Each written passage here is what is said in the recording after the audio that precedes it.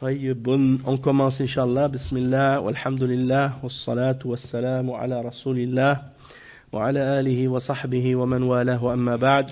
On commence maintenant le cours 79 dans le livre de Cheikh Al-Mardawi avec les commentaires de Cheikh Salih Al-Fawzan. Wa alaykum salam wa rahmatullah. Al-Sharh Manzoumat Al-Adab, c'est-à-dire l'explication de l'éthique musulmane selon le Coran et la Sunna. Le chapitre qu'on commence maintenant, c'est un nouveau chapitre qui s'intitule As-Salat wa ma yata'allaqu biha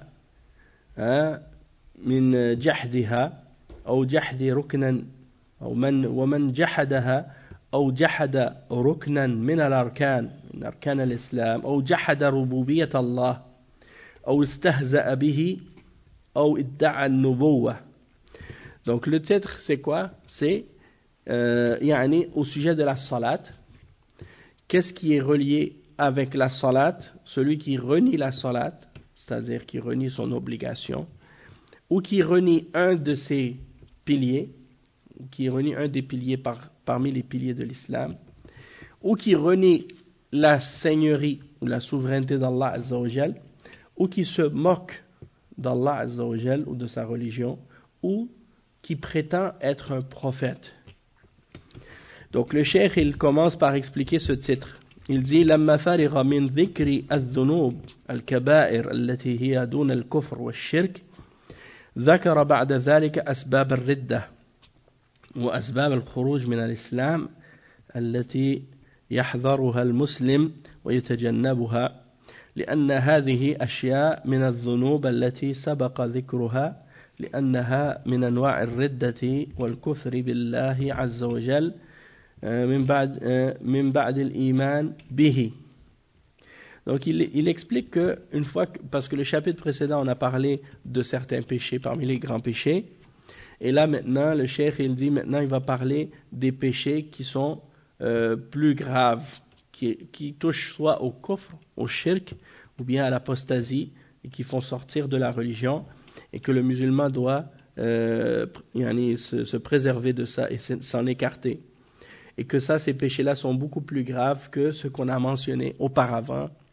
Et pourquoi? Parce que ce sont des formes d'apostasie et de mécréance. Ça fait sortir de la foi après avoir cru.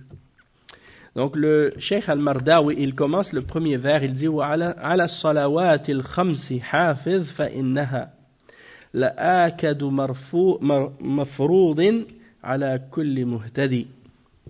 Donc ça c'est le premier vers dans ce chapitre. C'est-à-dire préserve les 5 prières et fais tes 5 prières parce que c'est parmi les obligations les plus importantes et les plus confirmées, certaines dans la religion pour toute personne qui est musulman, qui est sur la guidance. Et Cheikh Al-Fawzan il dit as-salawatul khams fil yawmi wal layla هي الركن الثاني من أركان الإسلام بعد الشهادتين وهي عمود الإسلام وهي أول ما يحاسب عنه العبد يوم القيامة من عمله قال تعالى وأقم الصلاة إن الصلاة تنهى عن الفحشاء والمنكر وقال تعالى استعينوا بالصبر والصلاة وقال تعالى حافظوا على الصلوات والصلاة الوسطى وقوموا لله قانتين وقال تعالى وأقيموا الصلاة وآتوا الزكاة واركعوا مع الراكعين. Donc on va traduire jusqu'ici. Le cheikh dit que les 5 prières qu'on fait durant le jour et la nuit, ce sont les 5 prières obligatoires, et c'est le deuxième pilier parmi les piliers de l'islam après ash-shahadatan, la ilaha illallah Muhammad Rasulullah, et c'est le pilier donc de la religion. Il dit le cheikh que c'est la première chose pour laquelle l'homme sera jugé au jour de la résurrection. Après Shahadatain, la première chose pour laquelle tu seras jugé, la première chose dans laquelle Allah va regarder pour analyser ton cas, c'est ta salat. Et Allah Azza wa Jalla dit dans le verset 45 dans Surat Al-Ankabut ce qui signifie et établit la salat. Certes, la salat interdit la turpitude et le mal, le péché. Le verset 153 dans Surat Al-Baqarah, Allah Azza wa Jalla dit dedans ce qui signifie et cherchez-les dans la patience et dans la salat. et le verset 238 dans Surat Al-Baqarah, dans lequel Allah Azza wa Jal dit ce qui signifie, et gardez vos salawats, ainsi que la salat de Asr, et restez, restez debout en obéissance à Allah Azza wa Jal dans la prière. Le verset 43 dans Surat Al-Baqarah, dans lequel Allah Azza wa Jal dit, et établissez la salat et donnez la zakat, et inclinez-vous avec ceux qui s'inclinent. Le cheikh il dit فالصلوات الخمس هي آكد فرائض الإسلام بعد التوحيد ولذلك صارت هي الركن الثاني بعد الشهادتين وفرضها الله على نبيه صلى الله عليه وسلم ليلة المعراج فوق السماوات من غير واسطة بينه وبين نبيه محمد صلى الله عليه وسلم. Donc le cheikh il explique que les 5 prières quotidiennes, c'est parmi les plus importantes des obligations de l'islam après le tawhid. Le tawhid, c'est-à-dire l'unicité d'Allah. Et il dit que c'est donc le 2e pilier de l'islam après Ash-Shahadatayn, La ilaha illallah, Muhammad Rasulullah. Et il dit que Allah l'a ordonné à son prophète, sallallahu alayhi wa sallam, pendant la nuit de l'ascension au-dessus des cieux, dans la nuit qu'on appelle Laylat al-Isra wal-Mi'raj. Il a ordonné la prière à son prophète de par le dessus des cieux, c'est-à-dire sans intermédiaire entre lui et le prophète, entre lui et son prophète Muhammad sallallahu alayhi wa sallam, contrairement aux autres ordres de la religion qui ont été transmises par l'intermédiaire de Jibril. Il dit وَبَقِيَّةُ الشَّرَائِعِ تَنْزِلُ عَلَى النَّبِي صلى الله عليه وسلم وهو في الأرض بواسطة جبريل.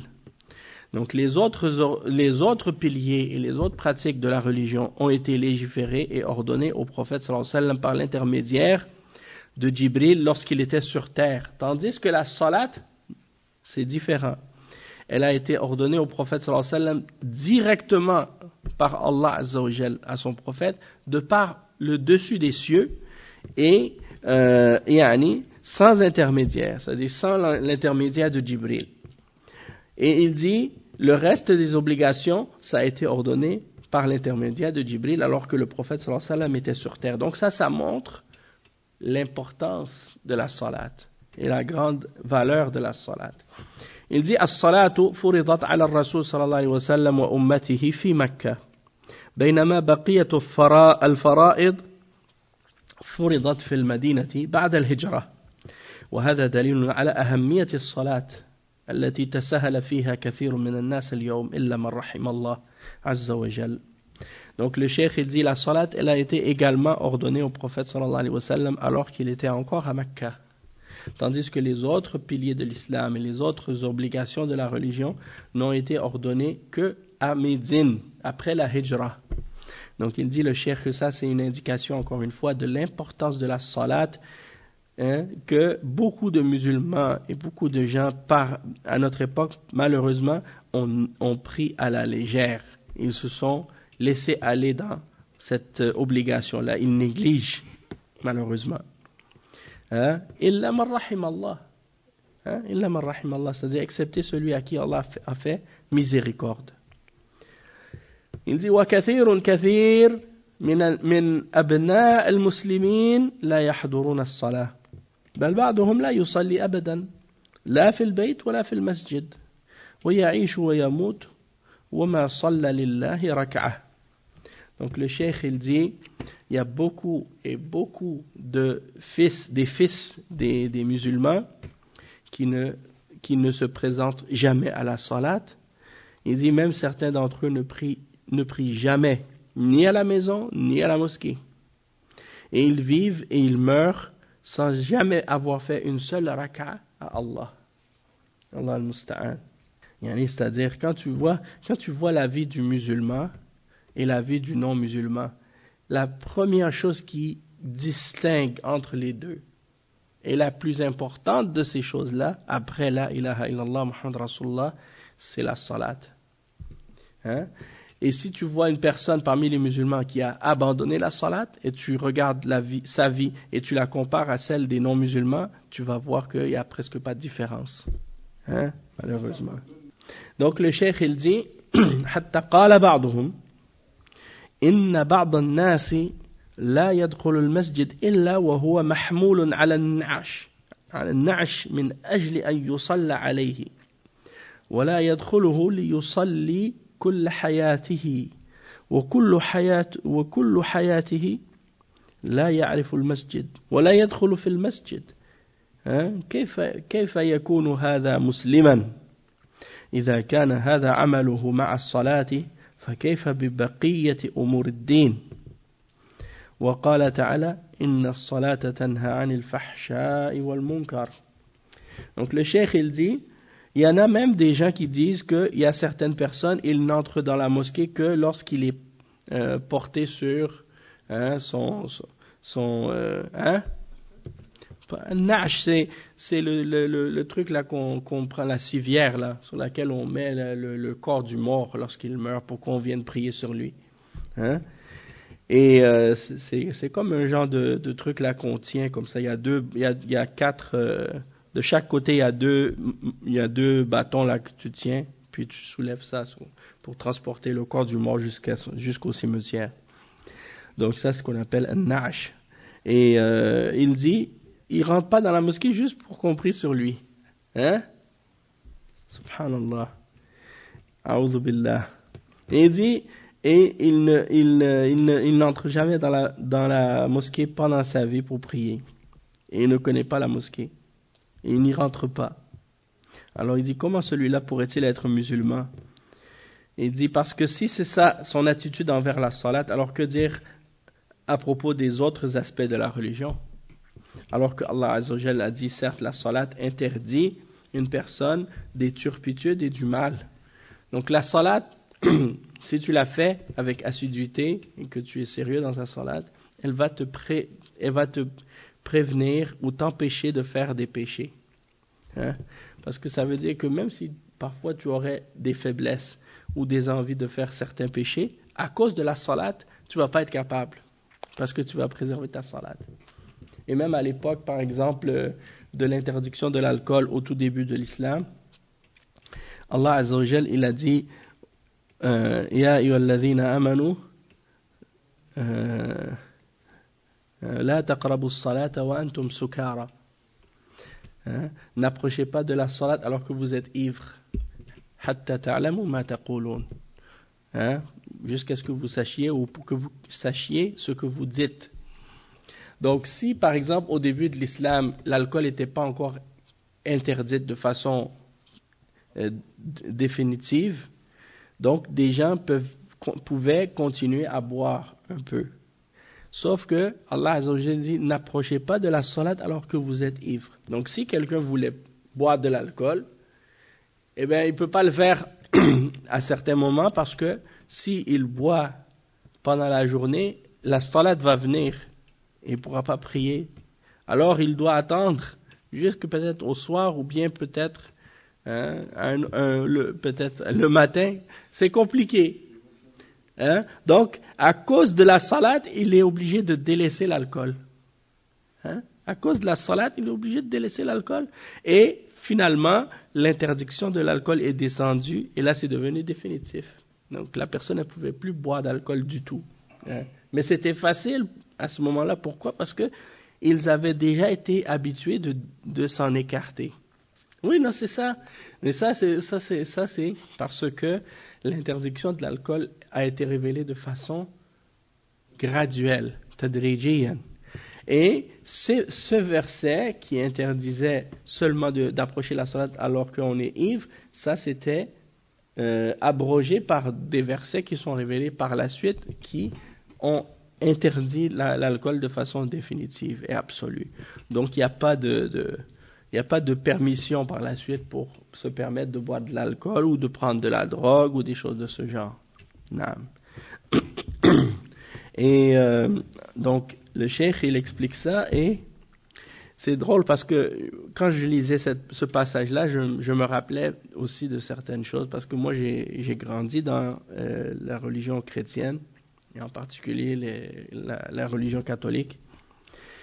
Et c'est ce que beaucoup de chrétiens, c'est ce qu'ils disent aussi. Ils disent, il y a des gens, ils rentrent jamais à l'église. Ils vont à l'église quand ils naissent pour le baptême et quand ils meurent pour compris sur eux, quand ils font les funérailles. Et le restant de leur vie, ils ne rentrent jamais à l'église. Hein? Donc c'est comme ça que parfois tu vois que certains musulmans, ils deviennent comme les chrétiens. Hein? Ils deviennent comme les chrétiens, Allah musta'an. Ils s'écartent complètement de la religion et ils ne font pas la salat. Malgré que si tu vas dans les pays musulmans, dans beaucoup de pays musulmans, et dernièrement je suis allé en Algérie, je viens de revenir il y a quelques semaines, eh ben, les mosquées sont remplies, yani. Les mosquées, même pour Salat al-Fajr, la mosquée est remplie. Hein? Mais, malgré ça, c'est pas tout le monde qui vient prier à la mosquée. Donc, ça veut dire que, malgré que la mosquée est remplie, il manque encore beaucoup de monde qui viennent pas prier. Ou bien, il y en a peut-être qui vont prier dans d'autres mosquées que leur quartier. C'est sûr que si tes parents, ils t'inculquent l'importance de la salat, eh bien, c'est sûr que pour toi, ça va être plus important. Et donc, tu vas faire, en général, tu vas préserver, garder ta salat. Toutefois, si tes parents eux-mêmes négligent la salat, ou ils font pas la salat, eh bien, c'est à ce moment-là, c'est plus facile pour l'enfant de négliger lui aussi la salat parce que il n'a pas eu d'exemple. Il n'a pas eu de bon exemple et il n'a pas eu une éducation qui lui donne les bonnes habitudes par rapport à sa salat.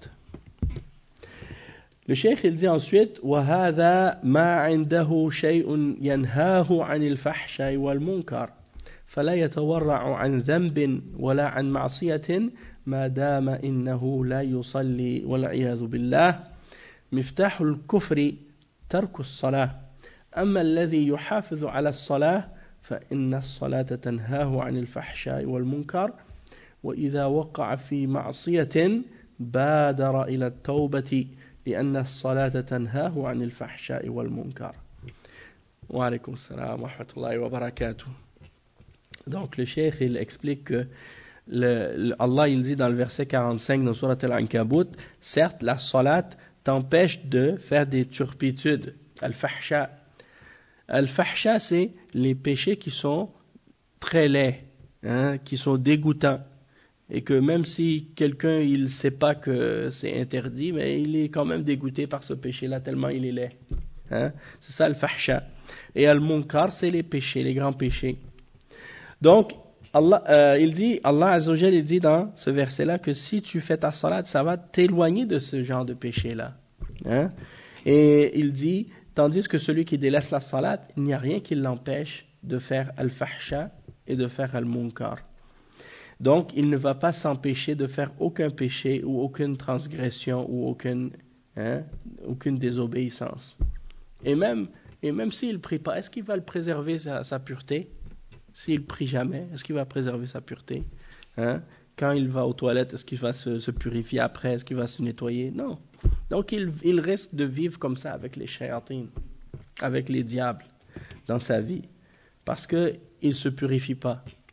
Peut-être même il est junub et il sort dehors avec la janaba.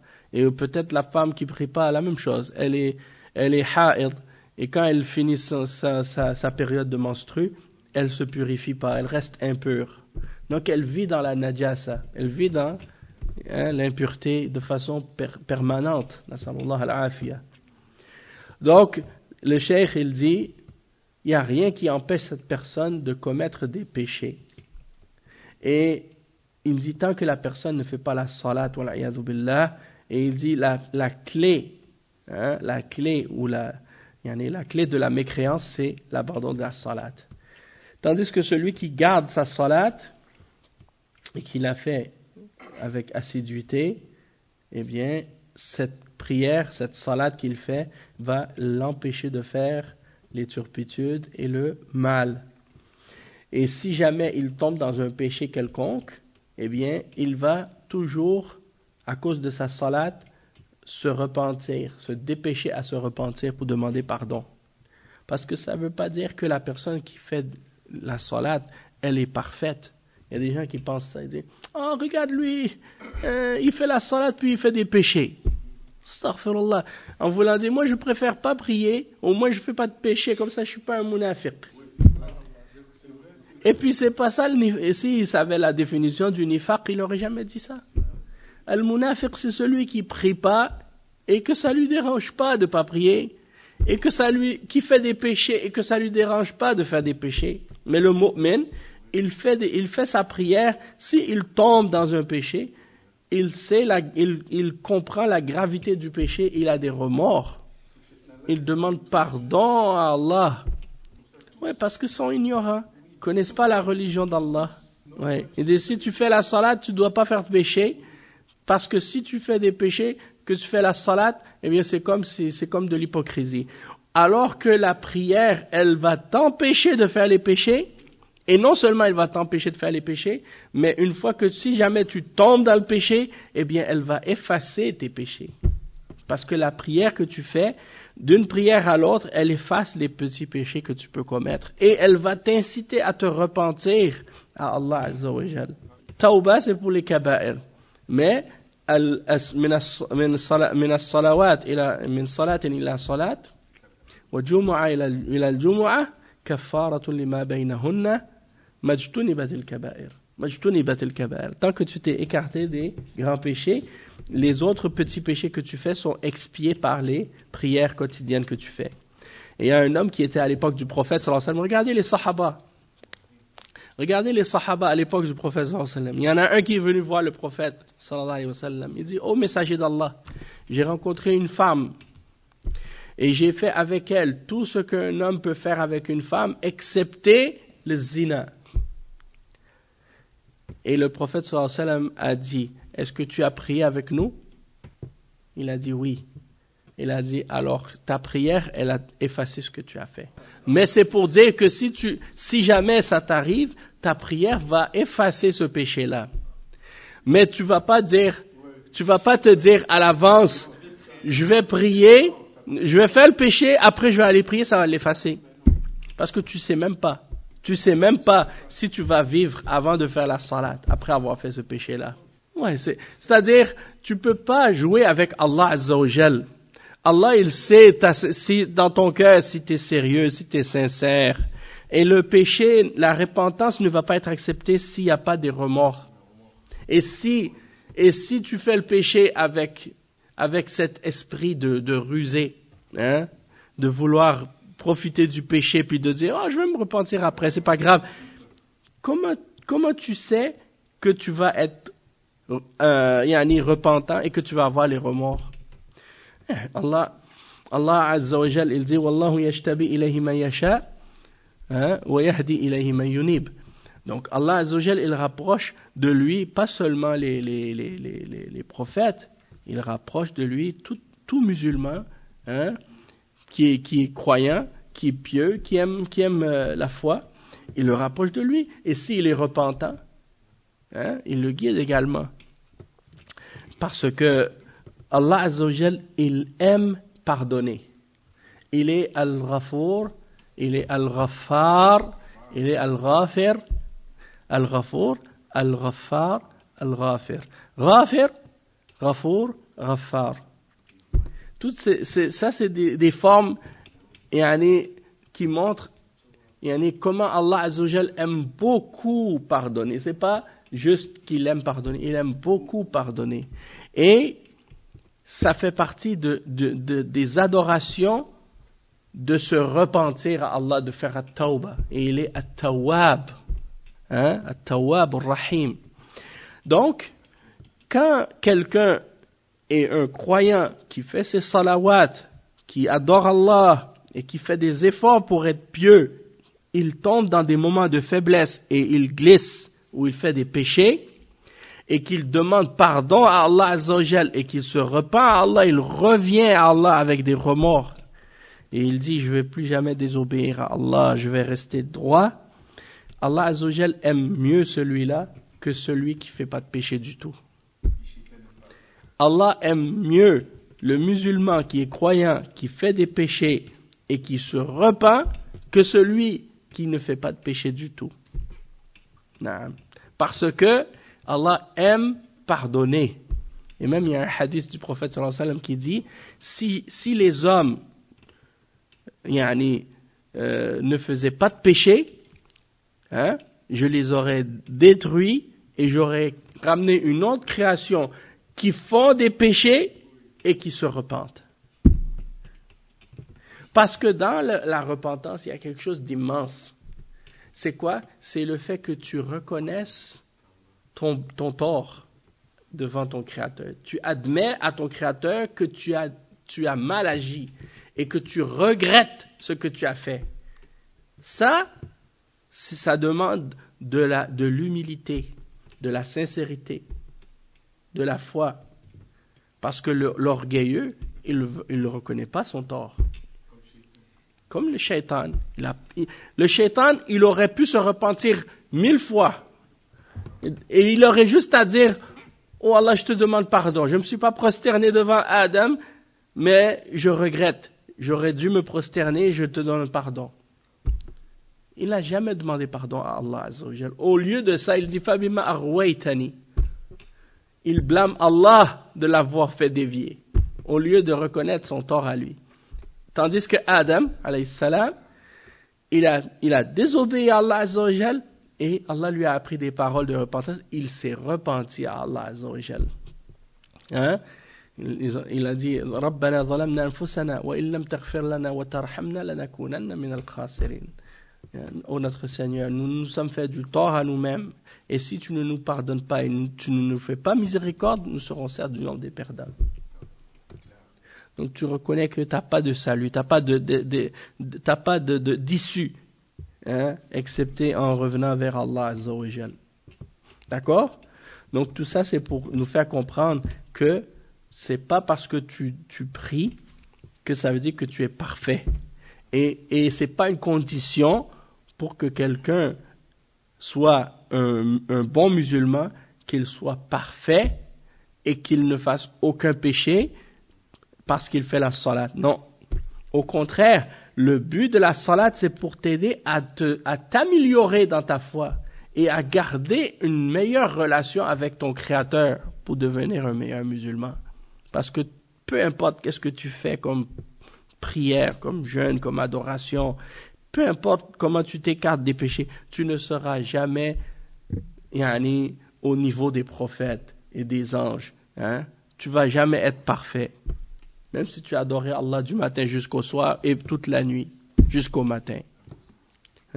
Tu n'auras jamais adoré Allah comme il mérite que tu l'adores. Parce qu'il y a des anges que Allah a créés, ils adorent Allah Azza wa Jal à chaque seconde, à chaque instant, du matin jusqu'au soir, du soir jusqu'au matin, sans jamais se fatiguer.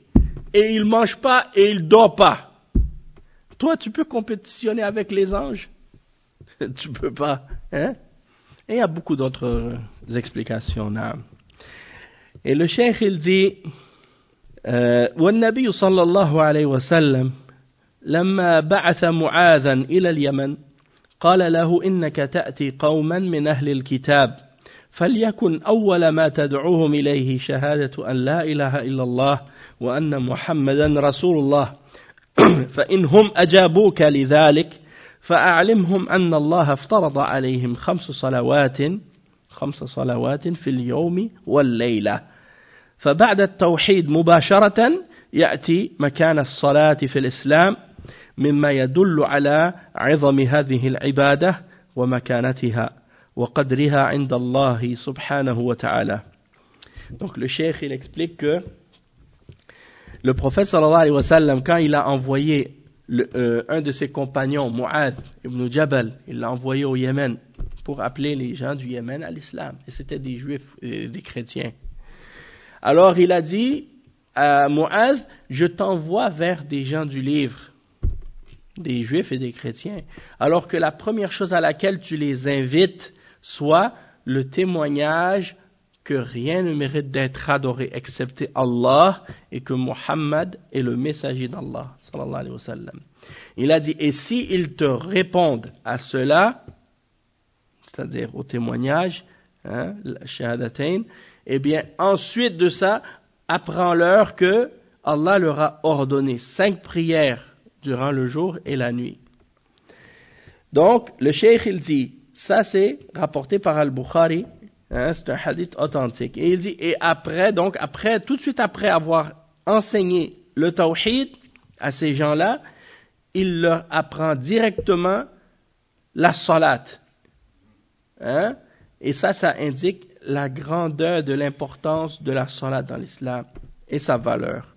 Il leur a pas dit, vous faites le jeûne du ramadan. Parce qu'aujourd'hui, il y a des musulmans, ils font pas la salat, mais ils font le jeûne du ramadan. C'est ça. Donc le prophète sallallahu alayhi wa sallam, quand il a envoyé Mu'adh, hein, au Yémen, il leur a pas dit, tu leur dis la ilaha illallah. Puis quand ils ont dit la ilaha illallah Muhammad Rasulullah, tu leur dis, vous faites le jeûne du ramadan. Il n'a pas dit ça.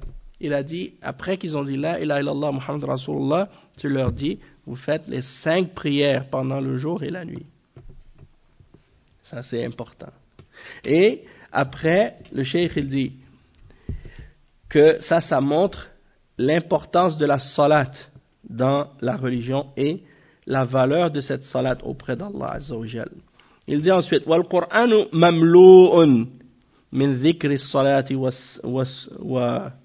as-sunnah mamlu'atun min dhikri as-salah wal hath 'alayha مع هذا لا قيمة لها عند كثير ممن ينتسبون إلى الإسلام ولا يرعون لها بالا ويقولون الدين ليس هو الصلاة ولا هو كذا وكذا الدين في القلب وكيف يكون في القلب دين وأنت لا تصلي ولو كان في القلب دين لصليت فهذا من المغالطة.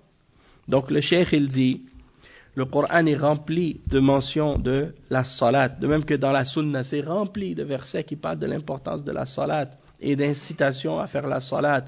Et il dit, et malgré ça, tu vois que pour beaucoup de gens qui se disent musulmans et qui prétendent être dans l'islam, la prière n'a pas de valeur. Allah al-Musta'an. Et ils ne donnent aucune importance à la salat. Et ils disent, la religion, c'est pas par la salat. La religion, c'est pas par la barbe. La religion, c'est pas par le yan ici et ça. Et eux, ils énumèrent les choses que eux, ils veulent pas faire. C'est la religion, c'est pas ça. La religion, c'est pas ça. La religion, c'est pas dans le hijab. Hein? La femme, elle est là, les cheveux dans le vent, le maquillage, le parfum. Hein? Elle montre tout son corps aux gens dans la rue. Puis après, elle dit, la religion, c'est pas dans le hijab. A'udhu billah. Hey, le cheikh, il dit, ces gens-là, ils disent, la religion, c'est dans le cœur. Ça veut dire, moi, je pratique rien des obligations, mais dans mon cœur, il y a la religion. Et le cheikh, il dit, comment pourrait-il y avoir la religion dans le cœur, alors que tu fais pas la salat? Comment pourrait-il y avoir la religion dans ton cœur, alors que tu fais pas la salat? Il dit, si dans ton cœur, il y avait la religion, tu aurais fait la salat. Donc il dit ça c'est une erreur grave. Et ça c'est la aqida des murji'a. Les murji'a qui disent la religion c'est pas la foi c'est pas dans tes actions. Peu importe qu'est-ce que tu fais comme péché, peu importe qu'est-ce que tu fais pas comme obligation, c'est pas grave. Du moment que tu dis que tu as la foi dans ton cœur, c'est suffisant. Déjà l'irja ça vient des beaucoup de sectes. Des gens qui ont dévié dans la foi, ils ont dévié dans la foi à cause des croyances des gens du livre. Je pense que les frères sont fatigués, là, ils veulent se reposer. Tu vois cette croyance-là chez les Murji'a, mais la plupart des Murji'a, c'est des soufis. Hein. Il y en a qui ont cette croyance-là, c'est parmi les soufis. Hein. Donc tu vas voir, par exemple, chez les soufis, dans les pays où il y a beaucoup de tasawwuf, des turuq soufia, les gens, ils ont cette attitude-là. Tu peux être le plus pervers des pervers, et qui néglige toutes les obligations religieuses, mais malgré tout, tu parles de religion comme si tu étais un prophète. Et ça dérange pas. Oui, c'est vrai. Tu peux boire de l'alcool, tu pries pas, tu fais le zina, hein? Tu vois même certains, c'est des gens, ils font de la musique, ils chantent, ils font des spectacles, hein? C'est des acteurs ou des gens qui vivent dans le péché et dans le milieu du péché. Puis tu les vois, tu dis, ouais, mon père est un hafiz Coran et moi je suis hafiz Coran, puis il commence à réciter des versets. Ou bien il dit, je fais partie des shurafa, je suis des descendants de la famille du prophète sallallahu alayhi wa sallam. Donc, à cause de ça, même si je fais les péchés, c'est pas grave. Parce que à cause du lien de parenté que j'ai avec le prophète sallallahu alayhi wa sallam, eh bien, mes péchés vont tout être pardonnés. Et puis, peu importe qu'est-ce que je fais ou qu'est-ce que je fais pas, je suis déjà promis au paradis. Et ça, c'est du mensonge. Parce que le lien de parenté, ça n'a pas sauvé Abu Lahab. Et ça n'a pas sauvé Abu Talib. Et ça n'a pas sauvé beaucoup d'autres. Et même le prophète, sallallahu alayhi wa sallam, il a dit à sa propre fille, Fatima, il lui a dit, sauve-toi devant Allah, parce que moi je peux rien faire pour toi au jour de la résurrection. Il dit, demande-moi ce que tu veux de mes biens, mais je peux rien faire pour toi auprès d'Allah. Et il lui a dit également à sa fille, et il a dit aux gens, il dit, même si ma propre fille avait volé, je lui aurais coupé la main. Alors, comment quelqu'un aujourd'hui peut venir puis dire, ah non, mais moi je suis un shérif, peu importe qu'est-ce que je fais, c'est pas grave. Allah, il a dit, innahu laysa min ahlik, innahu amalun ghayru salih. Donc, c'est-à-dire que c'est le fils de Nuh. Allah Azza wa Jalla lui a dit, non, c'est pas ton fils. Il n'est pas de ta famille parce que c'est pas un mu'min. Et donc, ça, c'est important à comprendre. Il y a des gens comme ça, et ça c'est très fort chez les chrétiens, parce que les chrétiens, ils disent toujours, ils disent toujours, il faut pas, comme s'ils ne jugent pas les gens, il faut pas juger, dans le sens que, eux, ils poussent ça à l'extrême. Quand on dit on ne doit pas juger, dans le sens qu'on ne doit pas juger l'intention des gens, ou essayer de rentrer dans leurs intentions, dans leur cœur. On ne sait pas. Peut-être que la personne, elle pense du bien, mais ça ne veut pas dire que tu ne dois pas juger les paroles et les actions des gens.